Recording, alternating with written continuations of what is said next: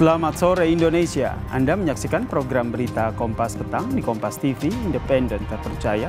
Saya Yasir Neneam. Dan saya Cynthia Rompas. Saudara, inilah Kompas Petang selengkapnya. Kita awali informasi pertama dari Bogor, Jawa Barat. Saudara, 3 orang meninggal dunia. Sementara 84 orang lainnya terluka setelah sebuah bangunan majelis taklim di Desa Sukamakmur, Kecamatan Ciomas, Kabupaten Bogor, ambruk.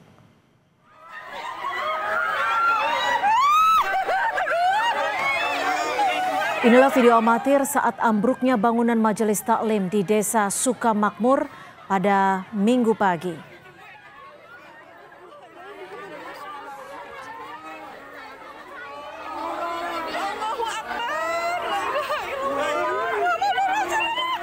Kepanikan terjadi saat bangunan yang digunakan warga tiba-tiba ambruk. 50 orang tertimpa bangunan saat peristiwa ambruknya bangunan majelis taklim.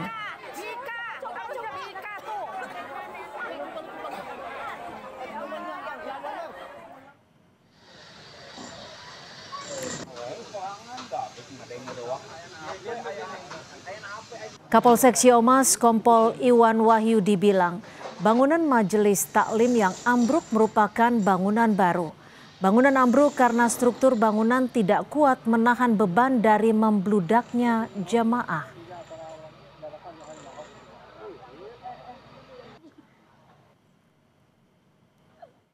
Kalau informasi dari warga, bangunan ini baru.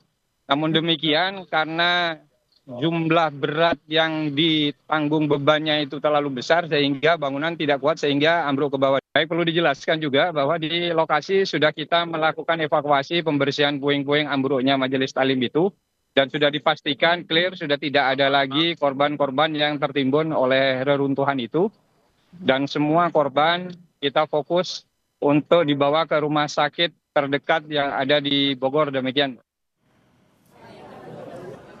Korban yang rata-rata ibu-ibu dan anak-anak langsung dievakuasi ke rumah sakit terdekat.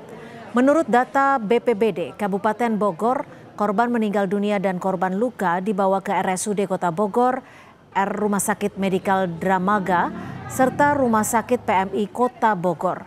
Dirut RSUD Kota Bogor, Ilham Haidir bilang, korban luka berat mengalami sejumlah cedera patah tulang.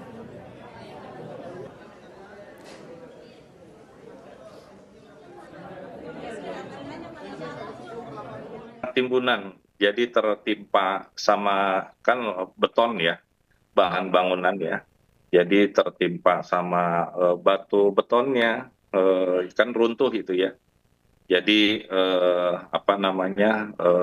menyebabkan adanya cedera seperti patah ya, patah tulang, kemudian cedera organ visceral, organ dalam, dan itu perlu penegakan diagnosa cepat dan dilakukan tindakan secepat-cepat. Pasca ambruknya bangunan majelis taklim, tim gabungan Basarnas, TNI, Damkar, dan BPBD melakukan perobohan bangunan karena konstruksi bangunan miring dan dianggap berbahaya bagi warga. Pembongkaran bangunan dilakukan dengan alat secara manual.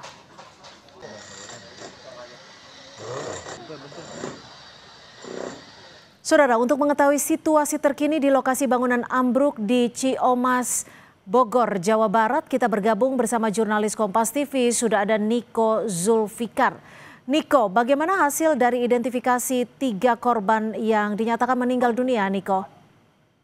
Ya, Cynthia, untuk korban yang meninggal dunia berhasil diidentifikasi, yakni atas nama Wulan, warga Kecamatan Taman Sari, Nur Hayati, warga Kecamatan Taman Sari, dan satu lagi warga di Kecamatan Ciomas atas nama Erni.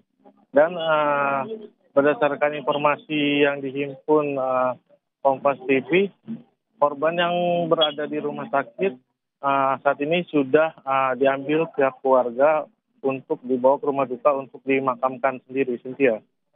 Lalu Niko, bagaimana dengan korban luka? Seperti apa kondisi korban luka saat ini? Dan berapa tepatnya total korban luka?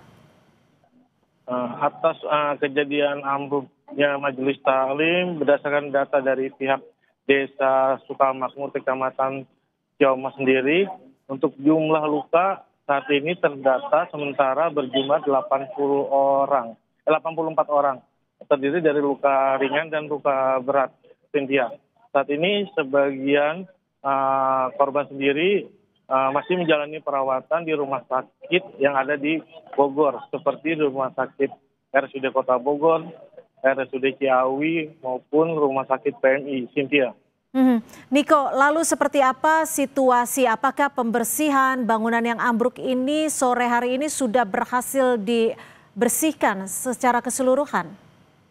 Ya, saat ini untuk bangunan ambrol, puing-puing sisa bangunan ambrol, pihak SAR gabungan dari BPBD, Damkar maupun dari PMI sendiri masih melakukan upaya untuk perobohan bangunan tersebut karena dinilai bangunan tersebut membahayakan karena konstruksi bangunannya dalam keadaan miring.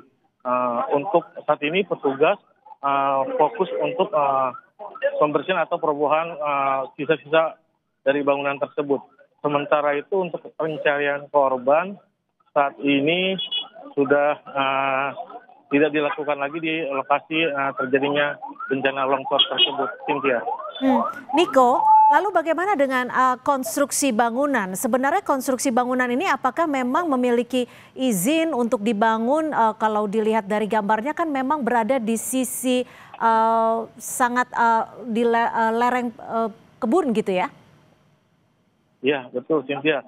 Untuk bangunan sendiri di tempat lokasi longsornya berada di pinggiran jurang dengan kemiringan kurang lebih 30 sampai 40 derajat yang berletak di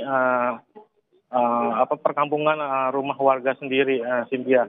Saat ini bangunan tersebut digunakan untuk kegiatan keagamaan dan berdasarkan data yang dihimpun untuk bangunan tersebut dipergunakan baru karena mengingat bangunan tersebut baru saja selesai untuk dibangun sendiri, Cynthia. Niko, lalu bagaimana dengan konstruksi bangunannya? Apakah memang konstruksi bangunan ini sudah dinilai cukup aman begitu saat dibangun? Kalau Anda tadi sebutkan ini baru selesai dibangun. Ya, untuk masalah konstruksi bangunan sendiri saat ini masih diselidiki pihak kepolisian apakah bangunan tersebut layak atau tidak apa memiliki izin atau gimana. Tapi saat ini fokus dari pihak kepolisian sendiri saat ini untuk proses perobohan atau pembersihan dari sisa material longsor tersebut. Dan saat ini di lokasi kejadian sendiri sudah dipasang garis polisi oleh pihak kepolisian setempat, Cynthia. Niko, pembersihan masih dilakukan. Apakah sudah ada jadwal atau mungkin sudah dilakukan olah TKP?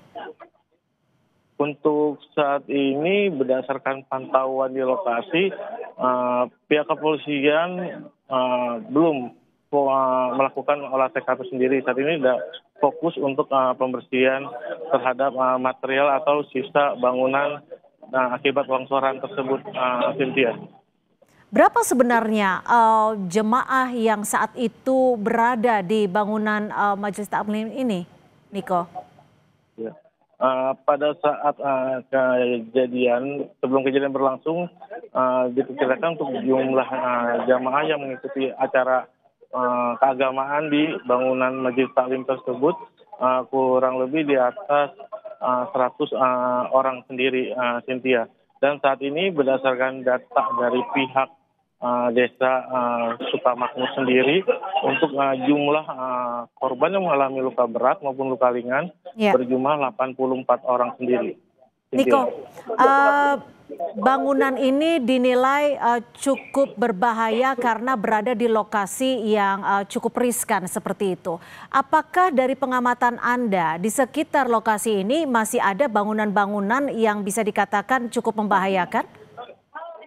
Berdasarkan pantauan dari lokasi, untuk bangunan lainnya sendiri yang di sekitar lokasi kejadian masih relatif aman karena mengingat bangunan tersebut jauh dari lokasi atau jurangan.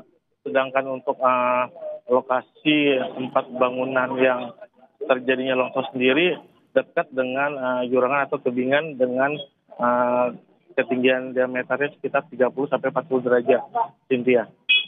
Adakah garis polisi terkait dengan radius zona aman di lokasi pembersihan ini? Ya, pihak kepolisian Ciamis sendiri pasca terjadinya longsor di bangunan majelis taklim tersebut sudah memasang garis polisi di lokasi kejadian. Hal ini dilakukan untuk warga maupun yang tidak berkepentingan untuk menjauhi daerah tersebut agar tidak terjadi hal-hal atau menambah korban akibat kejadian tersebut. Terima kasih jurnalis Kompas TV Niko Zulfikar melaporkan langsung dari Bogor, Jawa Barat.